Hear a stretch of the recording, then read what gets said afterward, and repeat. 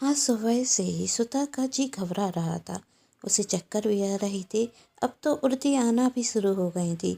सुधा की ऐसी हालत देख नितिन सुधा को दिखाने डॉक्टर के पास जाता तो डॉक्टर मीना सुधा का चेकअप करने के बाद कहती, नितिन भैया जाकर मिठाई लेकर आइए। यह घबराने की बात नहीं बल्कि मिठाई खिलाने की बात है। सुधा माँ बनने वाली है और आप पापा।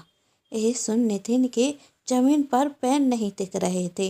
वही खुशी से सुधा को गले से लगा लेता और कहता, आज तो तुमने मुझे बहुत बड़ी खुशी दी है। मैं पापा बनने वाला हूँ पापा। आज मैं बहुत खुश हूँ बहुत। वही सुधा को लेकर घर आता। हाथ में मिठाई का डिब्बा भी था। नितिन सबको मिठाई खिलाता और सुधा की प्रेगनेंसी की खुशखबरी देता। घर में सब बहुत खुश थे।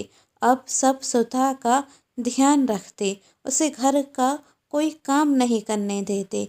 देखते देखते दिन निकलते गए और महीने भी।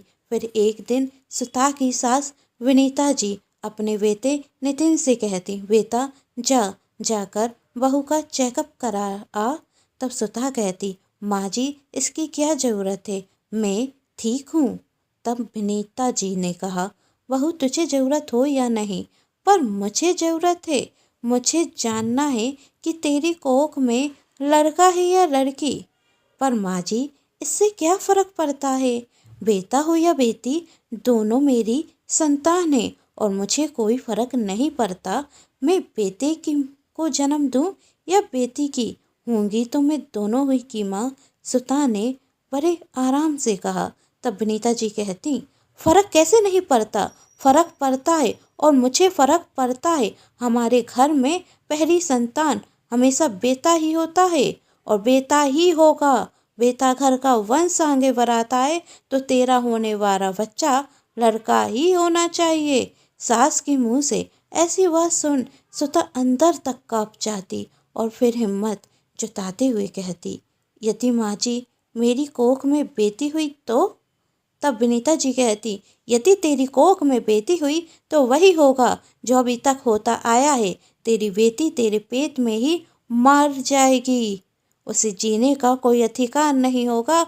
मैं इस घर की परंपरा को टूटने नहीं दूंगी। मेरी सास ने भी 2 बेटियों को अपनी कोख में मारा था, फिर जाकर तेरे ससुर का जन्म हुआ था और मैं भी जब पहली बार गर्भवती हुई तो मेरी कोख में भी बेटी थी जिसे मैंने इस दुनिया में आने के पहले मार डाला। फिर तेरे जेठ का जन्म हुआ और तेरे पति का, समझी। और कभी तूने सोचा है कि तेरी जेठानी का 4 बार मिसकैरेज क्यों हुआ, कैसे हुआ? तो बताती हूँ, क्योंकि तेरी जेठानी की कोख में हर बार बेटी ही होती है तो हर बार इसके पेट में पल रही बच्ची को गिराना पड़ता है और यदि तेरी कोख में भी बेटी होगी तो उसे भी गिराना पड़ेगा। सास की ऐसी बात सुन सुधा गहरे सदमे में चली जाती। वही फर्श पर बैठ जाती और अपने पेट पर हाथ रखे हुए थी। तभी सुधा की सास नितिन से कहती, तू खरा खरा क्या देख रहा है, इसे डॉक्टर के पास लेकर जा और पता चले इसकी कोख में बेटी है तो वहीं अबॉर्शन करा देना और बेटा होगा तो धूमधाम से घर लेकर आना। तब नितिन सुधा का हाथ पकड़ कर कहता, सुधा चलो हमें डॉक्टर के पास जाना है। तब सुधा नितिन को धक्का देती और पीछे हटते हुए कहती, नहीं मैं कहीं नहीं जाऊंगी। मुझे नहीं जानना कि मेरी संतान बेटा होए या बेटी। मैं किसी की भी माँ बनूं, मैं अपनी संतान को जन्म जरूर दूंगी। तभी सुधा की सास सुधा के सामने आकर खड़ी हो जाती और सुधा को आंखें दिखाते हुए चिल्ला कर कहती, तुझे पता है अभी तक तू अपने पैरों पर क्यों खड़ी है?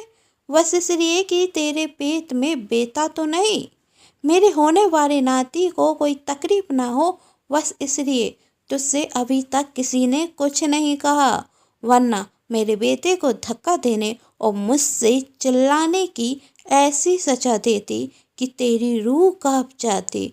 शुरू शुरू में तेरी जेठानी भी बहुत शोर मचाती थी। इसने भी अपना गर्भपात कराने से मना कर दिया था।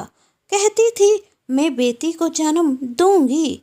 फिर जब 7 दिन तक भूखी प्यासी रही तो बेहोश हो गई और हमने इसका गर्भपात करा दिया। यदि तू अपनी आने वाली संतान को जन्म देना चाहती है तो भगवान से दुआ कर तेरे पेट में बेटा हो, बेटी नहीं। इस घर में सिर्फ बेटे जन्म लेते हैं, समझी? आप इंसान हैं या शैतान? सुता चीखते हुए कहती। आपने जेठानी जी का 4 बार गर्भपात कराया, आखिर क्या गलती थी उनकी कोख में पलने वाली बेटी की, जो जन्म लेने के पहले ही आपने उन मासूमों को मार दिया और अपनी खुद की संतान को भी।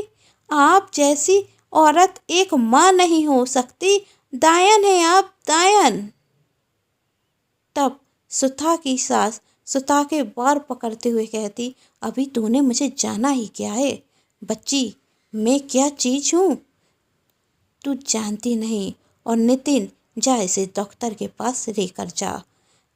नहीं, मैं नहीं जाऊंगी, सुता ने कहा। सुता डॉक्टर के पास जाना नहीं चाहती थी, पर सुता की सास के आगे सुता की एक न चली। और जब सुता की सोनोग्राफी होती तो पता चलता कि सुता की कोख में बेटी है।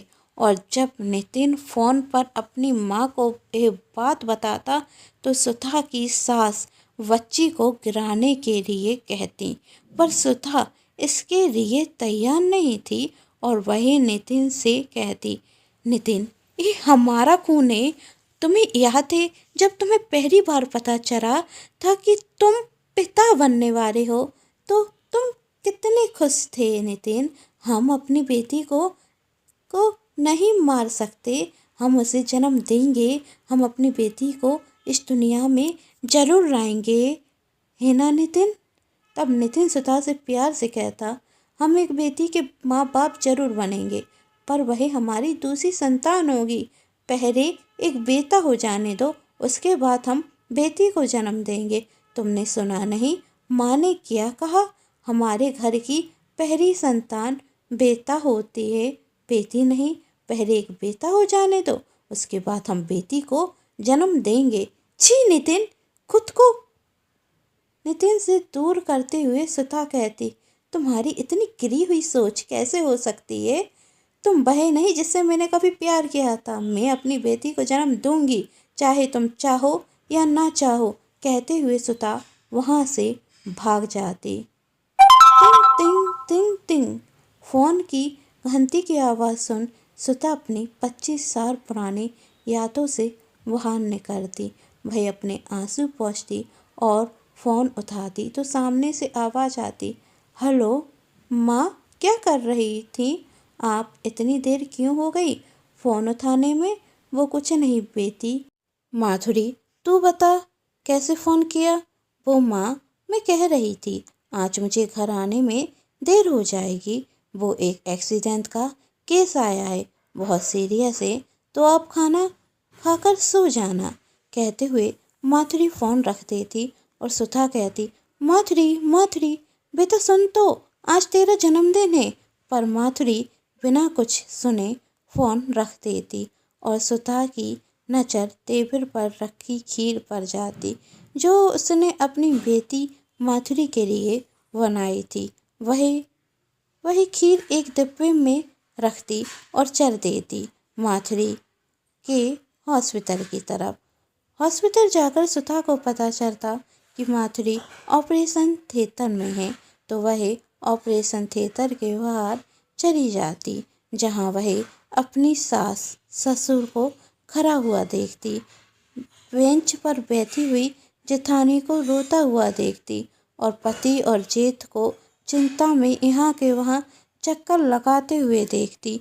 पूरे घर को एक साथ देख सुधा हैरान थी और सोच रही थी, आखिर क्या हुआ होगा ऐसा कि पूरा घर अस्पताल में है। तभी माधुरी बाहर निकलते हुए उन सब से कहती, आप सभी को घबराने की कोई ज़रूरत नहीं, अब पेशेंट खतरे से बाहर है। इतना सुन सबके चेहरे पर खुशी झलकती कि तभी माधुरी की नज़र सुधा पर जाती और कहती, माँ आप यहाँ। माधुरी का इतना कहते साथ सब सुधा की तरफ देखते और सुधा की सास के मुंह से निकलता, सुधा तुम तो, यह तुम्हारी बेटी है? हाँ यह मेरी बेटी है, सुधा ने कड़क आवाज में कहा। यह मेरी वही बेटी है जिसे जन्म लेने के पहले ही आप सब मेरी कोख में मानना चाहते थे। माँ आप क्या कह रही हैं? और कौन है ये सब? माधुरी ने पूछा। बदकिस्मती से तू इनका ही खून है मेरी बेटी। क्या? माधुरी आश्चर्य से कहती। सुधा ये तेरी बेटी है, सुधा की जेठानी कहती। सुधा आज तेरी बेटी ने मेरे बेटे की जान बचाई, मैं तेरी बेटी की एहसानमंद हूँ, वरना एक और बार मेरी कोख उछल जाती। सुधा की जेठानी रोते हुए कहती। सुधा अपनी जेठानी के लिए सहानुभूति बताती और अपनी सास से कहती, आज मेरी बेटी ने आपके घर के आप वंश को बचाया है। यदि उस दिन आप सभी मेरी बेटी को मारने में कामयाब हो जाते तो आपका पोता आज जीवित न होता। तब सुधा की सास और पूरा परिवार उससे माफ़ी मांगता, पर सुधा किसी को माफ़ नहीं करती। और जब नितिन सुधा के पास जाता तो सुधा कहती, दूर रहना मुझसे और मेरी बेटी से। एक दिन में आप सभी के सामने हाथ जोड़े हुए खड़ी थी, मेरी बेटी को जीने का अधिकार दो। तो उस दिन किसी ने मेरी नहीं सुनी थी ना, तो आज मैं किसी की नहीं सुनूंगी। और माधुरी का हाथ पकड़कर सुधा वहाँ से चली जाती। क्या सुधा ने सही किया था या गलत? कमेंट बॉक्स में ज़रूर बताएं और ऐसी ही अच्छी अच्छी कहानियाँ देखने के लिए मेरे चैनल को सब्सक्राइब कीजिएगा। कहानी पसंद आए तो चैनल को सब्सक्राइब, वीडियो को लाइक एंड शेयर जरूर कीजिएगा। Thanks for watching.